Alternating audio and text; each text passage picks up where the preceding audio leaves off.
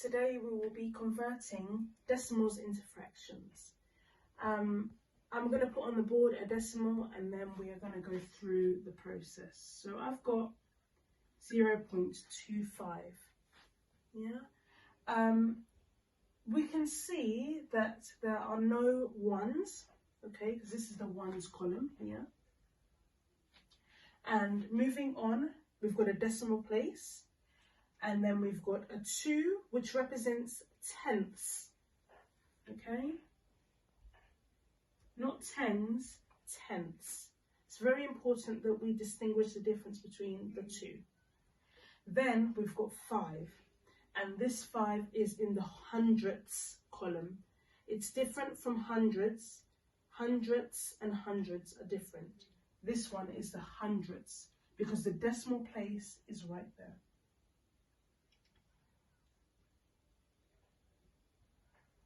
Right, okay. For me, the easy way to do this is to count how many numbers are after the decimal place. I've got 1 and I've got 2, so I've got 2 in total, okay? Now, because I've got 2 in total, that means that in the denominator, I need to have 2 zeros to represent those 2 numbers. Okay, now in a fraction, generally it should be out of 100. Okay, so I've put 1 there. Yeah, so the 2 zeros represent these 2 numbers, and then I've put a 1 in front to make it 100.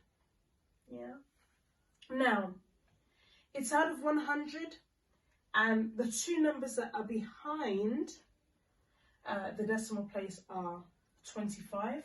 And that is what I placed there, okay? Also, even to just check that this is correct, just in case you weren't really sure, this one is saying hundredths. And because it's saying hundredths, that means that it must be out of 100. We're going to try another one, again, just for practice. So if I have 0.84, yeah. Again, we start counting how many numbers are after the decimal place. It's 1 and 2.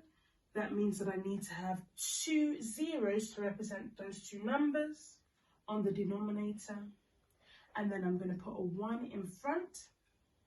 And on the top, the numerator will just be these 2 numbers here. So it would be 84 over 100. Now, I just want to show you a more tricky question. I will show you that right now. So, if I had something like 0.321, okay? Again, the question is, how many numbers follow the decimal place? We've got 1, we've got 2, and we've also got 3.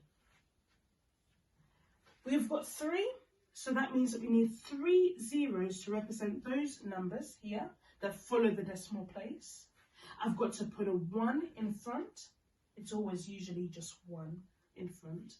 And then I pick up the numbers that are after the decimal and I place them on the numerator.